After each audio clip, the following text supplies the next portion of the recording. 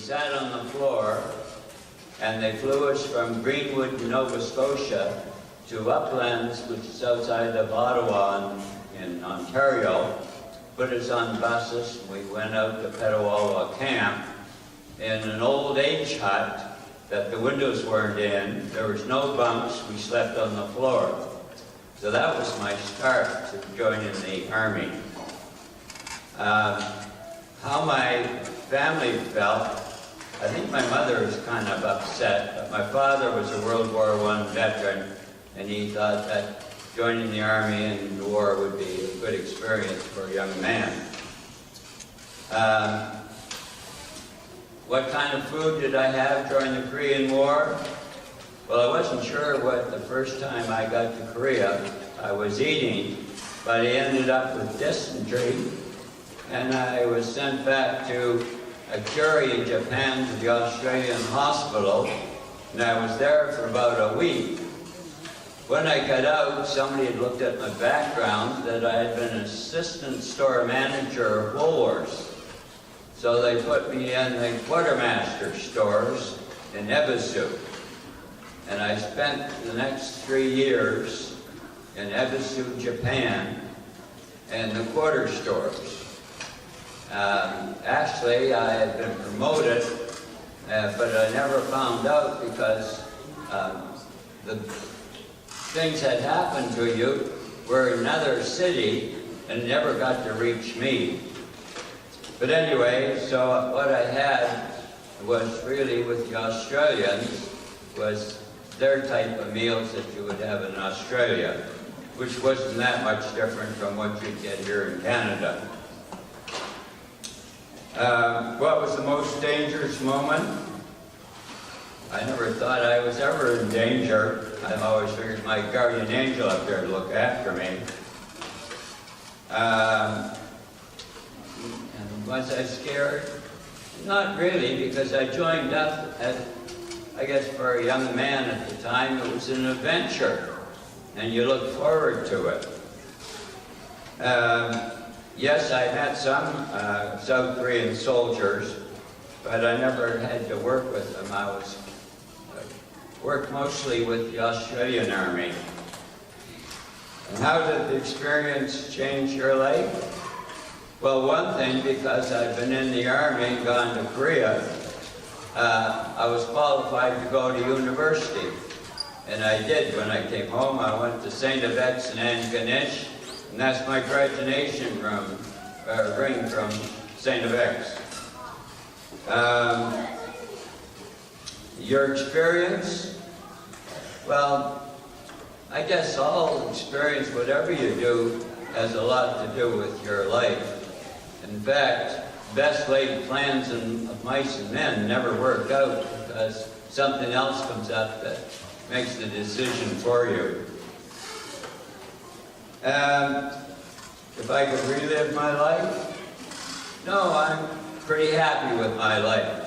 Here I am, I'm still single, young, and looking forward to the next half century anyway. Has anybody got any specific questions they want to ask? I guess I'm free then. Any other stories about your experience, or any other things that you want to talk about?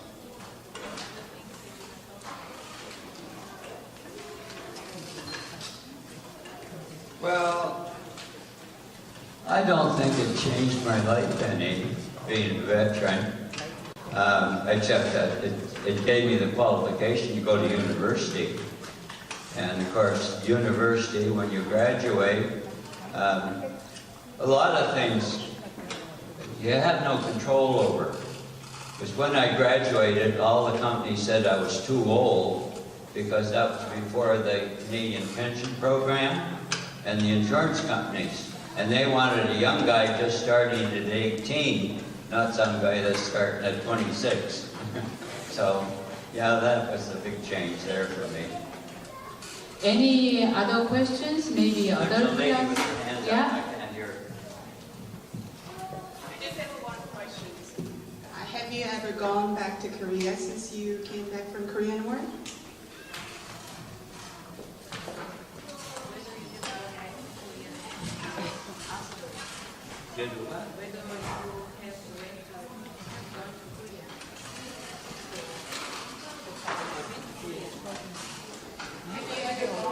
What?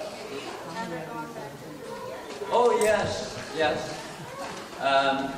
In 1998, my friend Bob Nesbitt and I, we went back for the revisit program in Korea, and we went to Seoul, and from there we flew to Busan for a big ceremony they had at the cemetery in of course, Busan.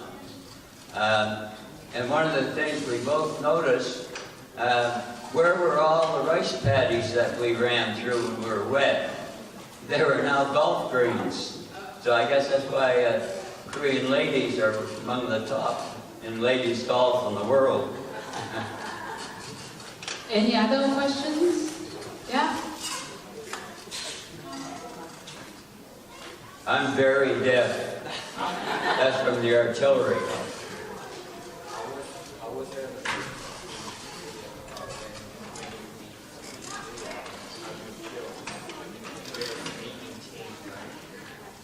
How do I feel about going to Korea? Yeah, Korea is Korea. Well, it definitely was an experience.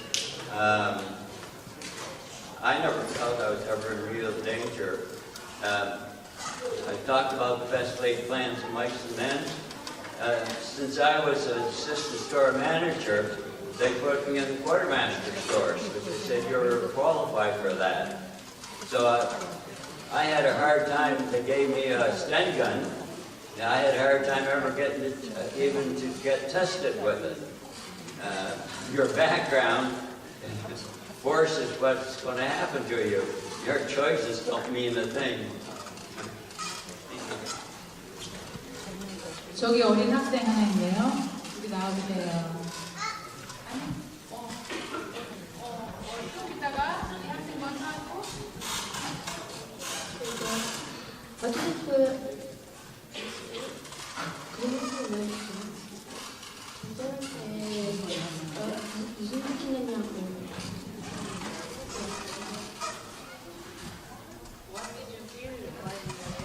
What did I fear? Yeah, no, feel. What did you feel in Korea? Oh, what you usually heard was long after what happened, and it really didn't have anything to do with me. For instance, I got hurt when I was in Fort Lewis, Washington, where the brigade did its training before it went to Korea. And so I was in the hospital there for almost 2 weeks. So when I got out, we were moving, we went on a troop ship called the President Jackson. And I went with the group, but my papers all went back to Ottawa. So after I was in Korea in Japan for a year, and all the guys I went over with were coming home, I said, well, how come I'm not going home? Well, they said, we don't have any paper for you to move anywhere. So it took them 6 months to get it. And finally, when I got on the ship to come home, darn thing broke down before it got halfway across the Pacific Ocean. And there I go, this time back to a naval base in Japan. So it took me almost a month and a half when I left to come to Canada to actually get to Canada. So again, what you think's going to happen, not the same thing at all. We'll have another presenter, and you guys can ask to the other presenter, Mr. LaFreniere. Thank you very much. Thank you very much. Yeah, have a good day.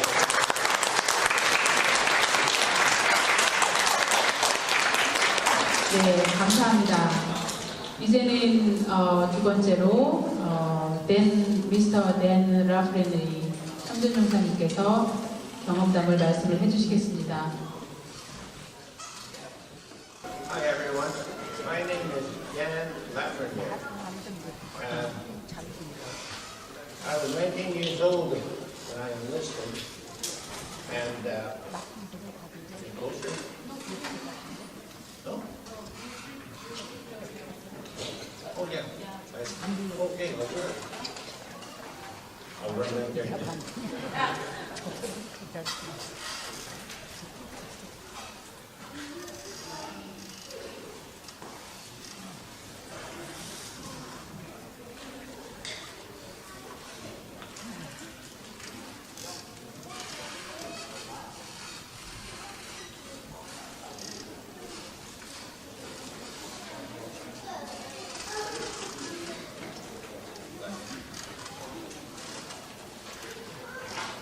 My picture, that's what I'm going to read. This is my picture. I'm going to read the stuff that I experienced when I was in Korea. I'll start when I enlisted. On March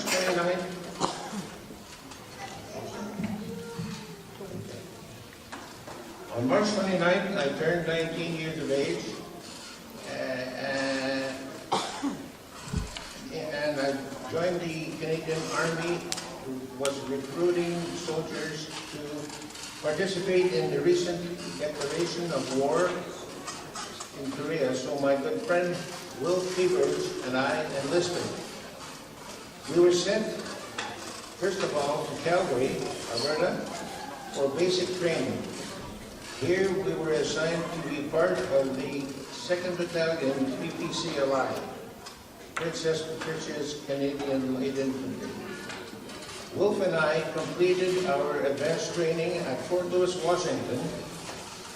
To go from civilian to combat infantryman took approximately 6 or 7 months. Early in 1951, we departed from Seattle, Washington on the troop ship Private Joe P. Martinez. 2 weeks later, we arrived in Japan and we were billeted in an Australian camp in the city of Kure. The purpose of this camp was to condition us for the Korea Hills, a significant change in topography from the prairies, I guarantee. Because prior to listing, I was hoping for a career in professional football, and because I had been trained for that, I considered myself very fortunate to be in very good physical condition. On April 24th, 1951, our troops were engaged in the Battle of Kapyong. There were significant casualties in this battle. Because of this, there was a call for volunteers to leave this conditioning camp and go to Kapyong. I remember I was the first guy to raise my hand to volunteer. This was the very reason for which I had enlisted. When I arrived at Kapyong, that battle had already been won by our troops. This was an important battle, and as a result, 2nd Battalion, PPCLI, was awarded the Presidential Unit Citation Award by Harry S. Truman, the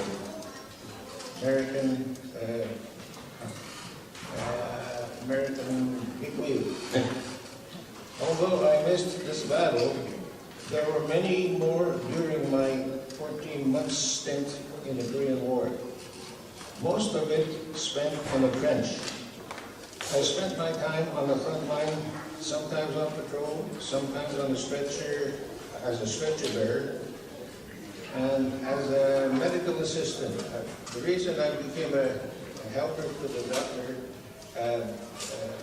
is because he had heard that I had training when I was still in school. I had training in first aid. I often stop and count my blessings, leaving the war alive with all my limbs and all my fingers and thumbs. I must have a guardian angel. My decision to go to Korea was the best decision of my life, and it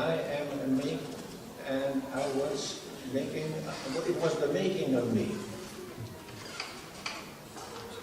Although I was in harm's way for 14 months, I got to know who I was and what I was capable of. The training, the comradeship, the exposure to danger, and the loss of good friends, and my awe and respect for the Korean people have given me much to reflect on over the last 63 years. The Korean people were grateful for our participation in this conflict, and this appreciation was had been expressed to us veterans in a million ways over the years. Although many years have passed, the Koreans have never forgotten our sacrifice. My friend Will Cleavage survived the war, and we remained good friends until his passing a few years ago. That's the end of that one, but while I'm here, and I got this thing, I'd like to elaborate on that thing that was on the screen there.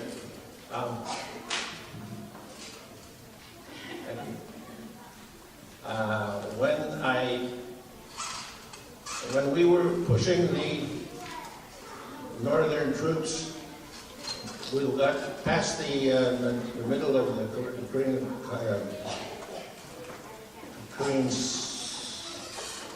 war. Anyway, we were lined up to attack at a hill, and PPCLI was the first unit in place, but the plan had been that we would attack at first light. But on our right, there were two British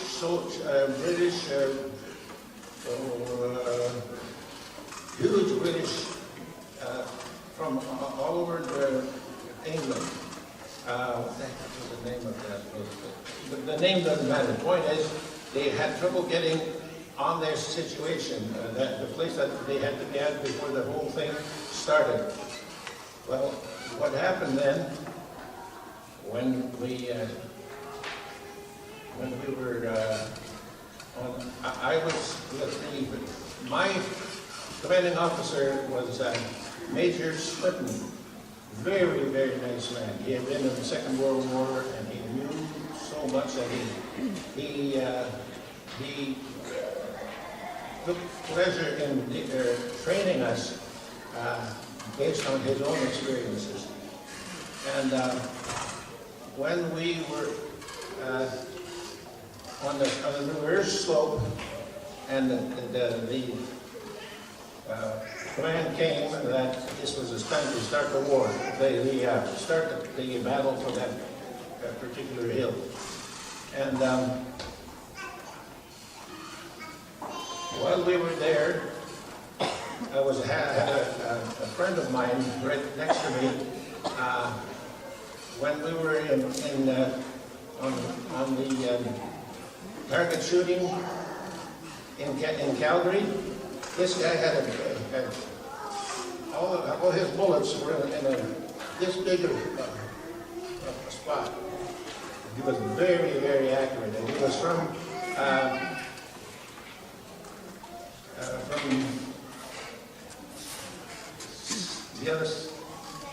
the other side of the other. But I'm having a little bit of trouble with my memory. First stages of Alzheimer's. Anyway, this guy was sitting next to me here. His name was, that doesn't matter either. Anyway, we were watching the troops go down and start climbing up the hill. And just then,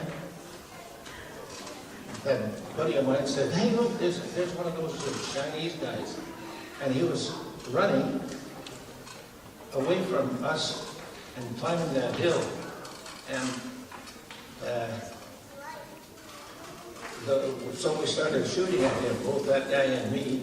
We started shooting at him, but he had good athletics because he was just bouncing this way and that way, and as a result, neither one of us were able to shoot him.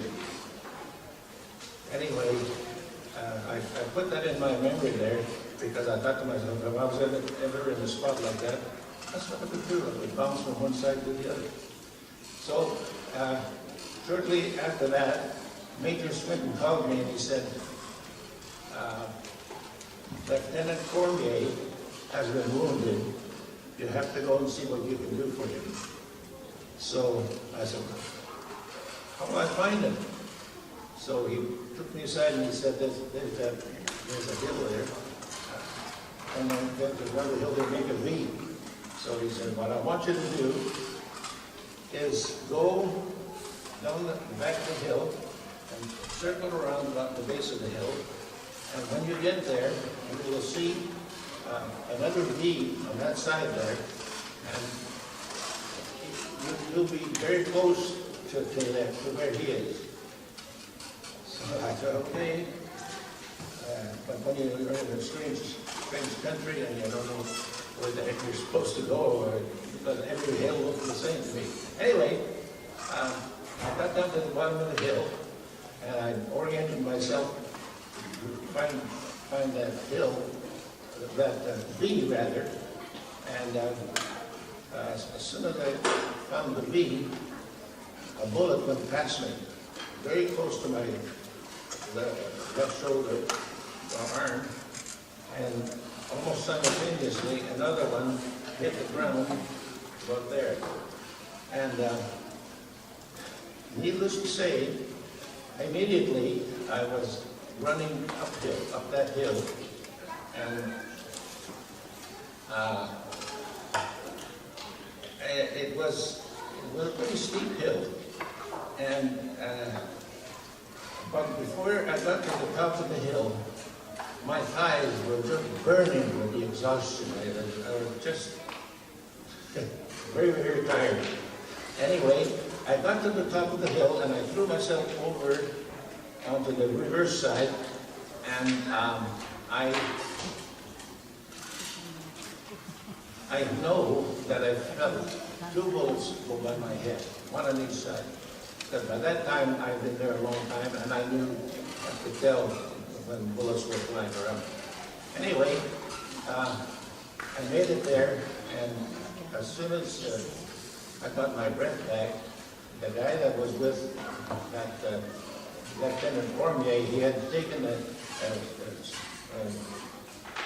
what's that thing that they put on a big wound? Field dressing. He had put a big field dressing on the lieutenant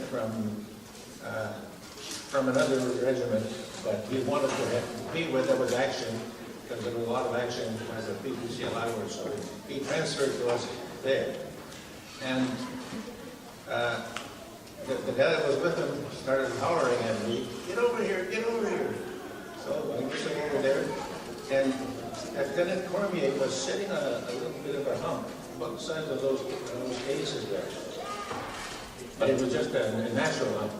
Anyway, he was, his earlobes were gray, and his skin was terrible. He was really in deep, deep shock.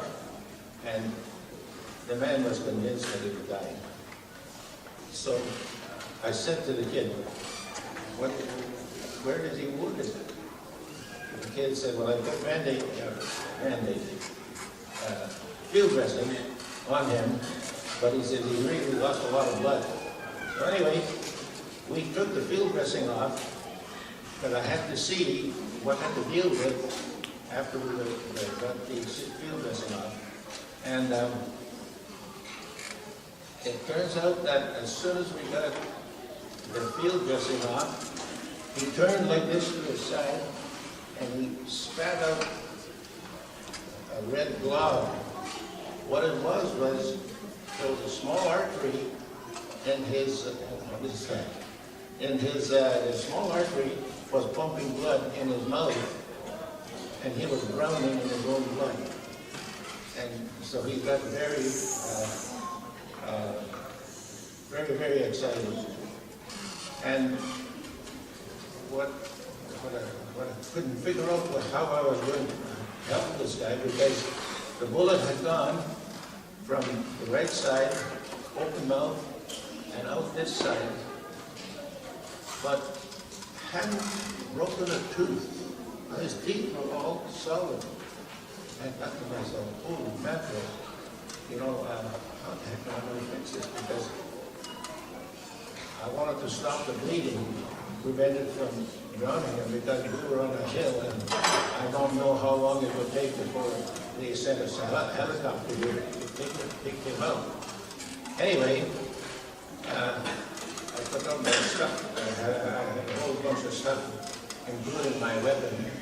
And I said to the kid, what we've got to do is we've got to plug the wound from the inside as well as from the outside. So I took my scissors and I cut a chunk out of the field dressing, and I cut a piece off here and a piece off here, so that I could put the narrow part inside his mouth. And once we got that inside of his mouth, then we put the one on the outside. And he didn't dare speak. He didn't trust this, because by that red thing, by the way, it was coagulated blood, and there was some other thing in there. What the heck it was. But anyway, we got him bandaged up. The thing I was trying to remember was the fact that when he spat that thing out, I didn't know what it was. And I looked at it. Finally, I got closer, and all the ridges in the roof of your mouth were on that thing. It was coagulated, like whatever it's called. Okay, Mr. LaFreniere, can our students have some questions for you? Yeah? Who was the one who wanted to ask? Yeah? Can you come forward, please?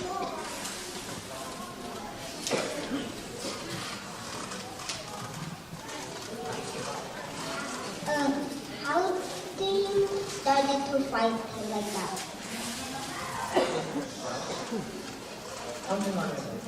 어떻게 전쟁을 시작했어요?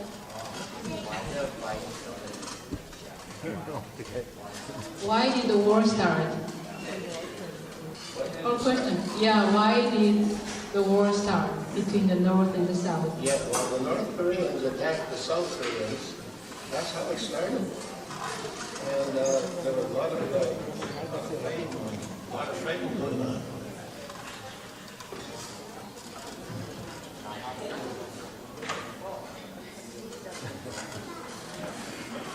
네, 잘했어요. 네. 그리고 이쪽에 한 명 더 있었는데, 이리 나오세요.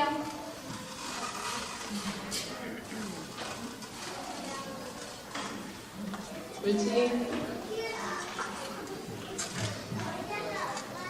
Was it hard? Like, was it hard being a soldier? Was it hard for being a soldier? Was it hard for being a soldier? It was hard, but it was also a lot of fun.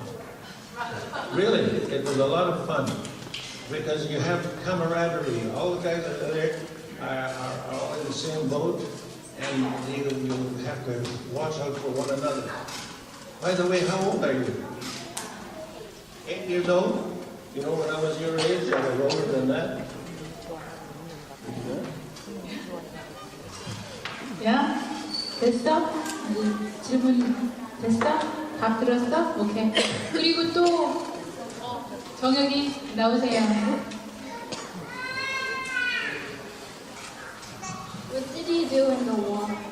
I started out as a frontline soldier, and I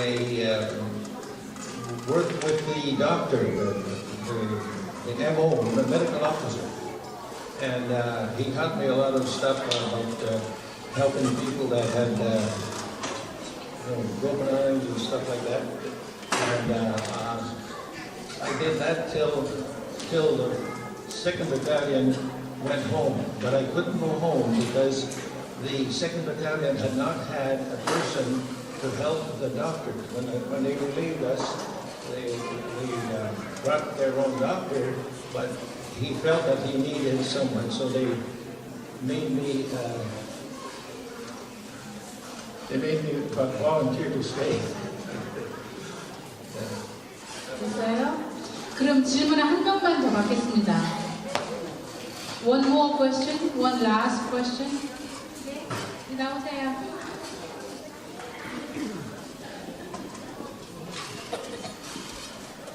When did you use gun? When did you use gun? Did you use a gun? Oh, did you use gun? Yes, yeah.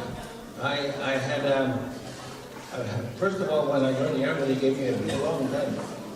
And when the doctor found out that I used a way to help him, I bought myself from an American, I bought a short gun, called carbine. Because the long gun and I had a big box of stuff. And so I did use, oh, and by the way, I fired a big gun, a great big one, 50 caliber machine gun. And you had to hold a thing like this and press with your thumbs and bullets fly. A lot of fun. 됐어요? 네. By the way, you're a beautiful girl. 네, 예쁜이 들어가세요. 네. 그러면 질문 응답 시간은 이걸로 마치도록 하겠고요. 저희 학생들이 준비한 감사 카드를 우리 참전용사 분들에게 드리도록 하겠습니다. Hugh, could you please come forward, and Lois and Tony? No? 그리고 제일 처음에 한국어 일반 전우혁 학생이 감사 카드를 읽어주겠고요. 그 다음에 한국어 4반의 소은비, 윤다원, 장윤서 보조교사가 감사 카드를 읽고 주기로 하겠습니다. 그리고 김예서 학생이 한국어 4반에서 준비한 감사카드 보드를 드리도록 하겠습니다. 그러면 전우혁 학생,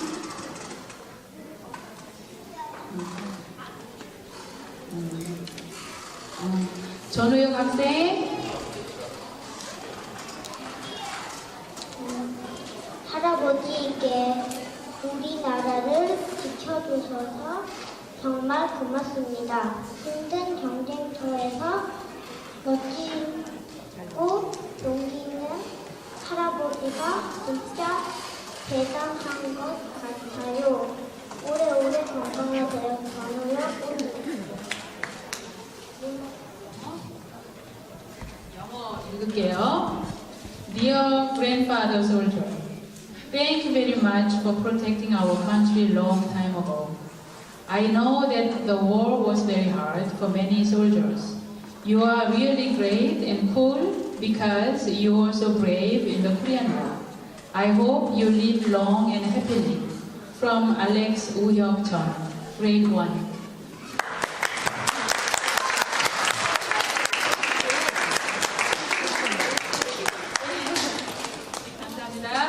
그리고 소은비 학생, 네.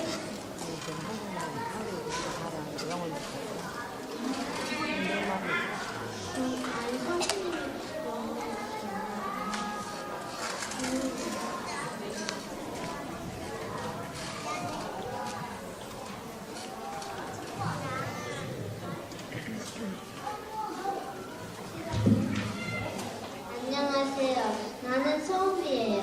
나는 너무 기쁘기도 하고 슬프기도 해요. 나는 너무 고마워요. 왜냐하면 우리 대한민국을 도와주셔서, 우리를 도와줘서 너무 기뻐요.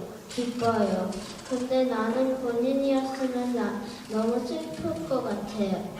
왜냐하면 내가 죽을 수도 있잖아요. 그리고 내 친구들도 군대 갔으면 나는 너무너무 슬프기도 하고 기뻐할 거예요. 고맙습니다. In English? Thanks, dear soldiers. We are so happy that you guys helped us keep our country safe and sound. We hope that after the break of the war, we'll count on the FN through North Canadians to help us because we don't want North Korea to take over our country. Just because they want to, we have feelings too, and if they do not know, I'd suggest to them learn if then, because we have rights, and one of them is to have world peace. We are Koreans, so we are part of the world and are special to God, just the way Canada is important to God.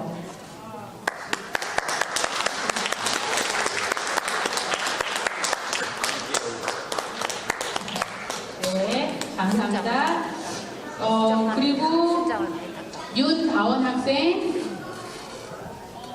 이현우 노인회장님 오셔서 받으셔요. 네? 여러분들 궁금하죠? 제가 참전용사 복장을 입고 간단하게 제 설명을 할게요. 제가 13살이었어요. 서울에서 2년 동안 제가 전반에서 총은 없었지만은 우리 참전용사들 캠프에서 제가 먹는 것도 주고 그래서 제가 살아왔습니다. So this is my story. I just have a 13-year-old when the Korean was broke. It's not big enough, but not small enough. But I survived because those Korean veterans, I worked for them always around the camp, so they feed me. So I'm able to eat and then survive that kind of situation. So I've always told my friend, my heroes, and then always thinking about it. So that's me. Thank you. 카드 받으세요.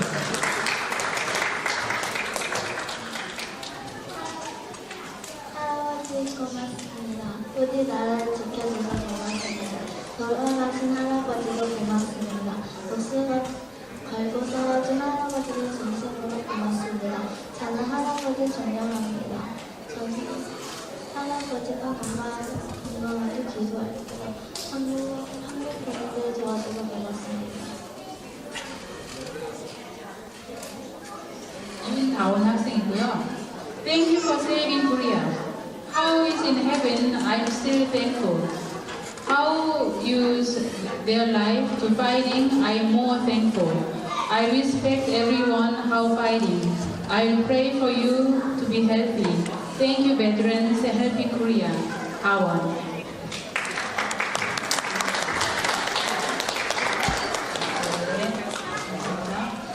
그리고 한국어 심화반에서 카드를 현서가 심현서 학생이 읽고 드리도록 하겠습니다.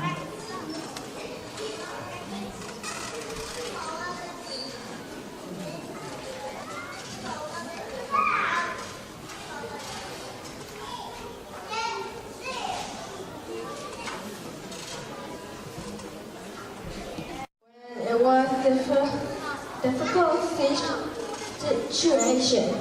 I'm writing this letter since I'm so thankful that you saved our country. Sincerely. 2016, October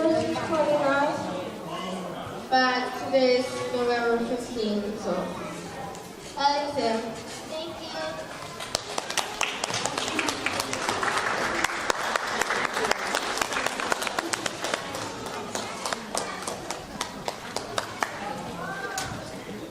그리고 또 한 명 있죠? 심화반 학생입니다. 참전용사분들께 안녕하세요. 전 신화반 이효준입니다. 한국전쟁에 참전하셔서 감사합니다. 2010년 11월 5일 공동진 올림 한글학교 발표입니다.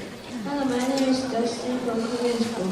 I really want to give thanks to you for fighting in Korean War. Thank you. 2016 LaFreniere testimony.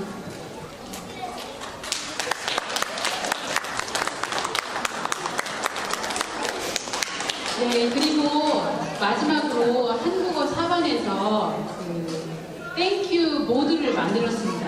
학생들이 다. 그래서 그거를 김예서 학생이 전해주도록 하겠습니다. I'm very appreciative of being invited here, but I can hardly hear anything.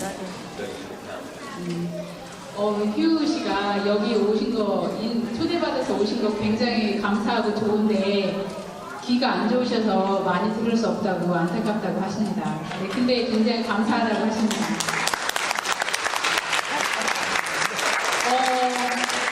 저 모두를 수업해 주실 수 있는 컬렉티브로 Yeah, we can receive it. 그래서 잘안 돼.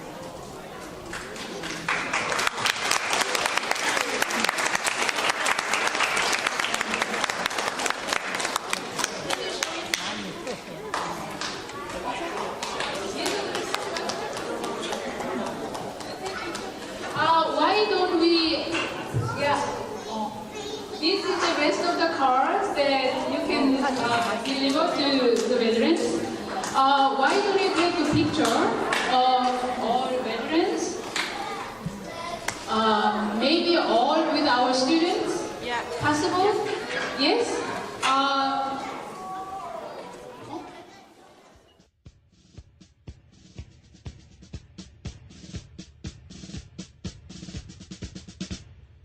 나 태어난 이 간산에 돈이